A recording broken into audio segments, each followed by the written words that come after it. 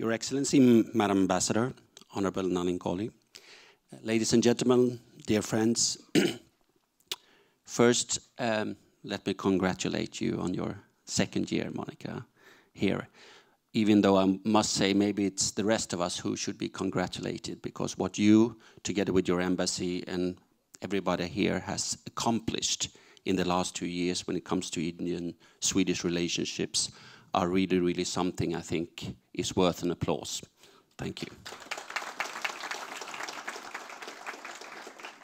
And thank you very much for having me here today. It's a great honor for me to be here at India Unlimited, and I'm glad to see so many both Indian and Swedish business representatives in the audience. I think it's a reflection of Swedish businesses' deep and long-term commitment to India and vice versa. It also reflects that we've grasped the endless opportunities that collaboration between India and Sweden presents.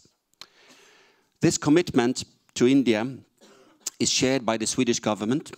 We are so pleased to have such excellent and broad relations with the world's largest democracy, with increasing exchanges and deepened collaboration in many areas. One of the highlights for me as State Secretary at the Ministry of Enterprise and Innovation is, of course, the joint innovation partnership between India and Sweden, agreed between our prime ministers during Prime Minister Modi's visit to Sweden earlier this year. Under this joint innovation partnership, we have joined forces based on the conviction that we need innovation and we need to work together to tackle global challenges of our time. We need to work together as countries to support sustainable economic growth and job creation, but we also need to work together between our industries and our innovation system, because that's where things are really happening. And that is what our partnership is about. It's an effort to strengthen the bonds between us and create the conditions for joint products based on co-creation. It aims at strengthening our startup communities and ecosystems and increase mutual access to research and innovation infrastructure, such as testbeds. Still, we must remember that a partnership agreement is only valuable when put to use. We now have to make sure we get to work within concrete areas, such as the applications of artificial intelligence or sustainable cities.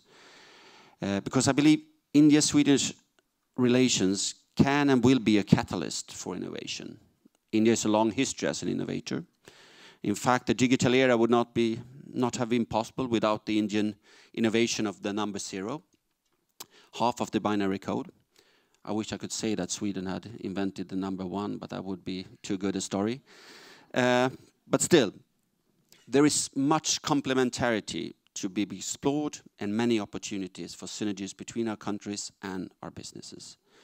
Swedish companies can benefit from India's enormous pool of skilled technicians and engineers, as well as its expanding market for digital products. I suppose everybody here knows that Indians immigrating to Sweden is now the 3rd largest group from a country after Syrians and Swedes who come back. So that's, you can see that there is a lot happening when it comes to Sweden-Indian relationships, and there's a lot of Indian moving here, working here, not least in our tech sector, but also studying, researching, etc. But for all this to happen, the necessary conditions for trade and cooperation needs to be present.